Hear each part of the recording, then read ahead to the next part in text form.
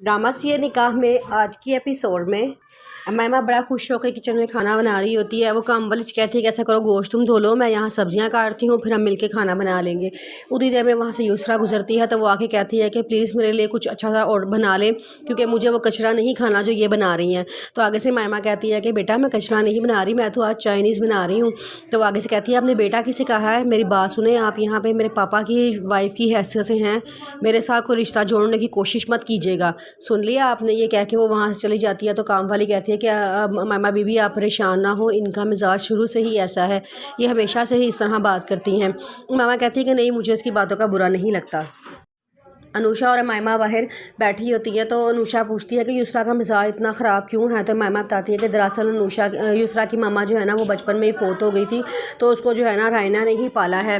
तो वो पूछती है कि अच्छा तो रायना कौन है। तो वो बताती है कि रायना इनकी खालाजाद बेटी है, कज़न है, और जो है ना वो हमेशा से इनके घर में रहती थी। इनकी मामा को ये बड़ी पसंद थी। इनकी मामा ने ही इनको पाला था, लेकिन इनकी मामा फ़ारूक से इनकी शादी करवाना चाहती थी और रायना खुद भी इनसे शादी करना चाहती थी, लेकिन फ़ारूक को इनकी कॉलेज की लड़की पसंद आ गई थी सीमा, और उन्होंने उससे शादी कर ली थी।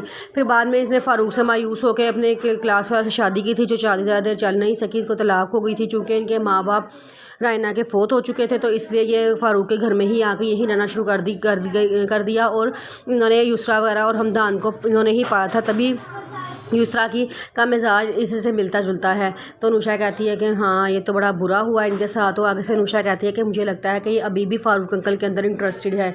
तो वो कहती हैं कि हाँ मुझे भी ऐसा लगता है, लेकिन अभी वो बातें कर ही रही होती हैं तो पीछे से हमदान आ जाता है और आके कहता है कि मामा आज आप खाना ना बनाइएगा, आज हम कॉन्फ्रेंस में जा रहे हैं तो हम वहीं पर खाना खा लेंगे। तो मामा कहती है कि हाँ फ़ारूक भी कहते हैं कि वो भी कॉन्फ्रेंस में जा रहे हैं। तो कहता है कि आप फिक्र ना करें, मैं पापा को कहीं इधर उधर देखने नहीं दूँगा। तो मामा कहती है कि नहीं मुझे कोई फिक्र की ज़रूरत नहीं है, मुझे पता है वो पहले ही इधर उधर नहीं देखेंगे। तो दोनों हंसना शुरू हो जाते हैं। तो फिर वो कहता है कि अच्छा चलो मैं चलता हूँ, आप लोग बैठ के बातें करें। वो दोनों बातें कर रहे होते हैं तो हमदान जो है वो अपने आपा के पास चला जाता है।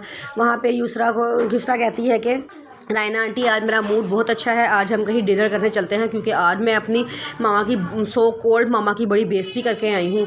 तो वो कहती है कि अच्छा क्या बेइज्जती की है उसने, मैंने से कहा है कि जो आप बना रही है ना कचरा मैंने वो नहीं खाना, मैं इस तरह उनसे बात करके आई हूँ। रायना कहती है वेरी गुड, उसको उसके मकाम पे ही रखो, उसको बार बार उसकी औकात याद दिलाती रहो ताकि वो अपनी औकात से बाहर ना निकले। तो आगे से युसरा कहती है कि औकात तो क्या, मैं उनको इस घर से बाहर निकलवाऊंगी और इंशाल्लाह आपको अपने आवा की बीवी बना कर यहाँ पे रखूँगी। रायना कहती है कि इंशाल्लाह, बस तुम मेरे साथ हो ना, मुझे किसी की कोई फिक्र ही नहीं है। फिर हमदान अपने कॉन्फ्रेंस रहता है और युसरा कहती है कि मैंने नदीम को फ़ोन करके बुला लिया है, आज हम तीनों डिनर बाहर करेंगे। वो तीनों बाहर चले जाते हैं डिनर करने। तो वहाँ पे बैठे बातें कर रहे होते हैं। तो नदीम कहता है कि मेरी मामा वहाँ कॉन्फ्रेंस में बैठी हैं, मैं अपनी मामा को बुला से तुम्हें मिलवा के लाता हूँ।